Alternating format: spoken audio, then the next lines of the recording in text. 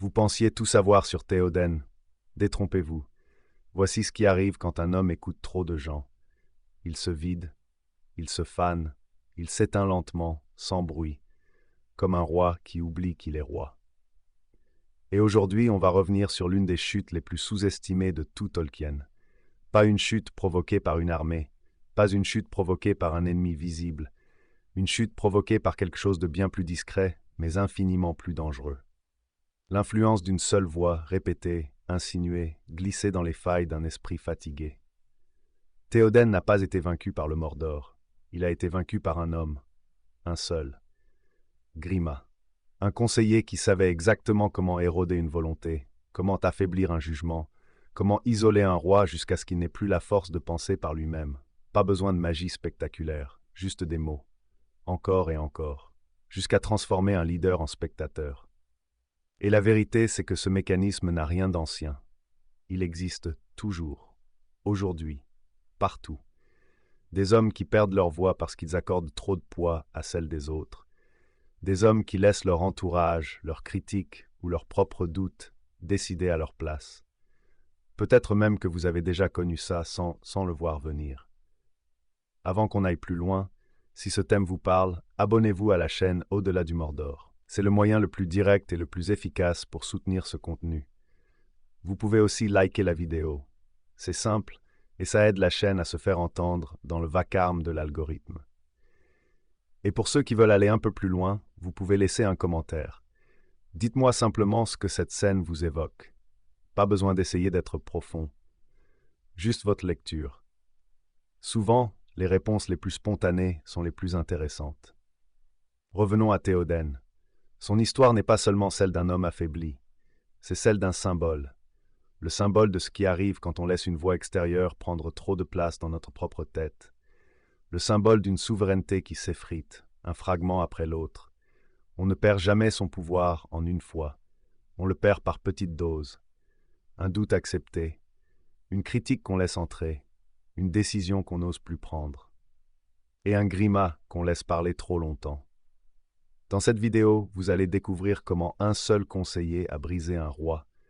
Vous allez voir comment une influence toxique peut transformer un homme solide en silhouette vide. Vous allez comprendre comment on perd sa souveraineté et surtout comment on la reprend. À quel moment Théoden se relève, à quel moment il respire à nouveau, à quel moment il redevient un homme qui décide. Restez bien jusqu'à la fin. Parce que cette histoire n'est pas qu'un passage du Seigneur des Anneaux. C'est une carte, une leçon, et pour beaucoup d'hommes, un miroir. Aujourd'hui, vous allez apprendre comment ne plus jamais laisser un Grima prendre la parole à votre place. On commence. Imagine un royaume qui n'a plus de souffle, un royaume qui tient encore debout par habitude, par inertie, par mémoire, mais plus par force. Les plaines du Rohan sont toujours vastes, toujours dorées, toujours traversées par le vent, mais quelque chose a changé. Une lenteur, presque imperceptible au début, a commencé à s'installer. Les patrouilles sont moins fréquentes, les regards se font plus lourds, la confiance s'effrite dans les gestes des hommes.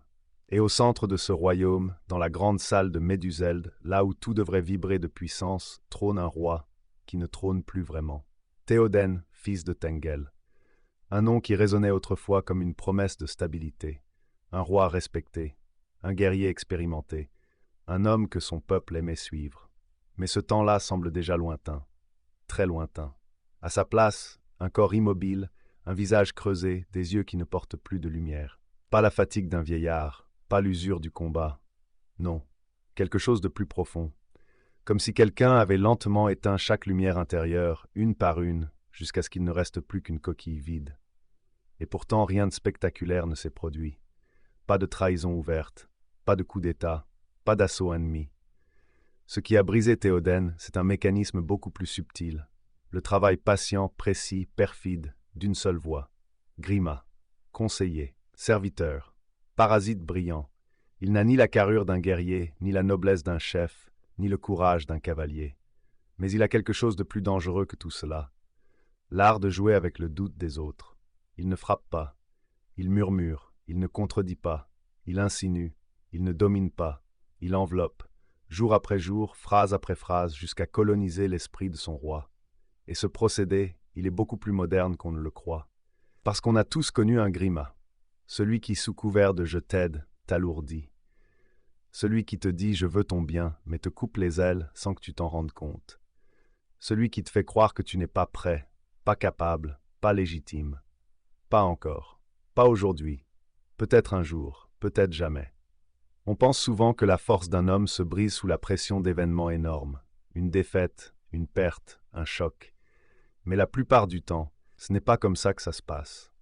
Ce qui brise, ce sont les micro-érosions, les petites phrases qui s'accumulent, les avis qu'on prend trop au sérieux, les critiques qu'on laisse entrer, les décisions qu'on remet à plus tard parce qu'on finit par croire que les autres savent mieux. C'est exactement là que Théoden s'est perdu. Pas dans une bataille, pas face à un ennemi, mais face à quelqu'un qu'il croyait bien intentionné. Il a tellement laissé parler les autres qu'un jour, sans bruit, il n'a plus rien trouvé à dire lui-même. Et ce glissement, cette dérive silencieuse, c'est ça que Tolkien met en scène. Un roi qui n'est plus souverain, un homme qui n'est plus maître de sa propre voix, et un royaume entier qui étouffe parce que celui qui doit le guider n'écoute plus son propre jugement. Mais dans cette histoire, il y a un détail capital, une vérité discrète mais déterminante, une clé que la plupart des spectateurs voient, sans vraiment la comprendre, une mécanique invisible qui explique non seulement la chute de Théoden, mais aussi celle de nombreux hommes aujourd'hui. Et c'est ce détail que nous allons révéler dans le développement. Parce qu'une fois que vous l'aurez compris, vous ne regarderez plus Théoden, ni les voix que vous laissez entrer dans votre vie, de la même manière. Pour comprendre comment Théoden s'est relevé, il faut remonter loin en arrière, avant même que Gandalf franchisse les portes de Méduseld. Tout commence au moment précis où un roi solide a glissé doucement vers l'ombre. Ce glissement fut lent, discret, comme un voile qui se dépose sur un visage sans qu'on en remarque d'abord la poussière. Tout commence par une voix, une seule. Une voix qui paraît aidante, tendre, concernée. Une voix qui rassure, explique, s'insinue, demande peu, mais prend vite toute la place. Grima n'avait pas besoin d'élever le ton. Il suffisait qu'il soit là, légèrement penché, trop présent. Sa force n'était pas dans ses mots, mais dans la manière dont il exploitait les failles du roi. Ainsi la chute a commencé. Théoden n'a pas perdu son autorité en un jour. Il l'a abandonnée en 1000 fois, chaque fois qu'il laissait un doute entrer, qu'il laissait Grima reformuler la réalité, qu'il choisissait la tranquillité trompeuse d'une voix extérieure plutôt que l'effort d'écouter la sienne. C'est ce qui arrive quand un homme s'éloigne de sa vérité. Il devient disponible pour n'importe quelle version inventée par les autres. Ce processus n'a rien d'étrange. On le voit dans la vraie vie. L'ami qui s'efface parce qu'il écoute un entourage toxique. Celui qui perd confiance parce qu'il laisse quelqu'un définir qui il est. La personne qui doute d'elle-même parce qu'une mauvaise voix a trouvé la faille. Théoden en est l'image la plus spectaculaire. Vient ensuite la seconde étape, couper l'accès. Pas discuter, pas négocier, couper. Gandalf traverse la salle du trône avec un calme tranchant. Il ne demande pas la permission. Il avance comme quelqu'un qui sait qu'il n'y a plus rien à sauver par la parole. Il faut agir. Il faut arracher la racine du poison. Quand Grima est expulsé, ce n'est pas seulement spectaculaire. C'est la traduction visuelle d'une vérité intérieure.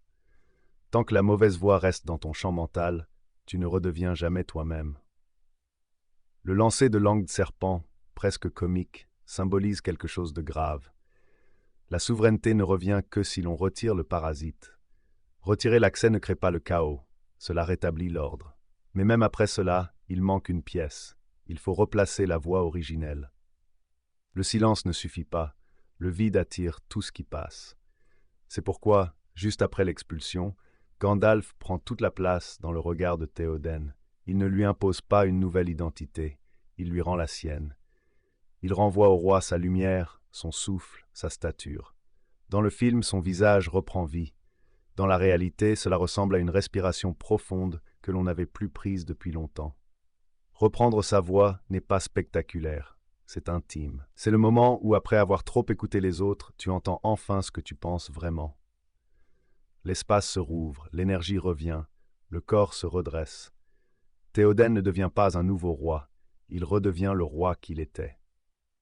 Ces trois étapes, identifier la voie qui t'affaiblit, couper son accès, restaurer la tienne, sont les fondations de la souveraineté masculine.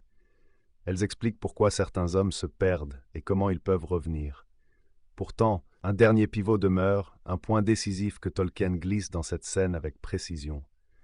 Ce n'est ni un mot ni un geste, mais un moment exact où tout change, l'instant où l'homme cesse d'être influencé et redevient celui qui influence. C'est ce moment que nous allons explorer maintenant, là où Gandalf ne vient pas sauver un roi brisé, mais réveiller un homme qui dormait encore debout.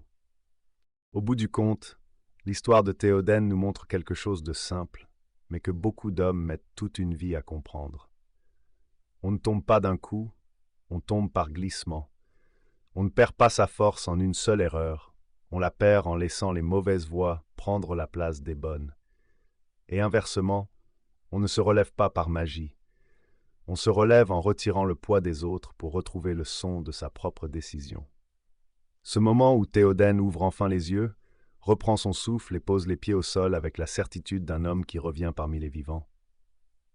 Ce moment-là résume tout. C'est un corps qui se redresse, mais c'est surtout une volonté qui remonte à la surface, un esprit qui respire à nouveau, une identité qui ne demande plus la permission. Lorsque tu arrêtes d'écouter tout le monde, tu te redresses. Littéralement, comme un roi. Et c'est ça, la clé. La souveraineté n'est pas un statut, c'est un réveil. Un réveil brutal, clair, presque physique. L'instant précis où la posture change, où le regard se durcit, où l'on sent que la scène entière vient de basculer. Théoden n'a pas été sauvé. Il s'est réveillé. Gandalf n'a fait que retirer le brouillard. Le roi a rempli le reste. C'est cette transformation-là, cette montée d'énergie qui part du silence et remonte jusqu'à la voix qui donne toute sa force à l'histoire. Le royaume n'a pas changé. Les ennemis sont toujours là. Le danger n'a pas disparu.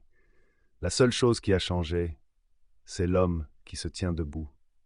Et c'est le moment parfait pour ce que nous allons faire maintenant. Refermer le récit, marquer les esprits, et vous laisser avec une phrase qui frappe, qui amuse et qui reste. Parce qu'une bonne histoire se termine toujours par une vérité qu'on n'oublie pas. Préparez-vous, on arrive à la conclusion. Alors vient le moment où, dans la salle dorée de Méduseld, le roi se relève, non pas dans un fracas d'acier, mais dans le calme profond qui précède les grandes décisions.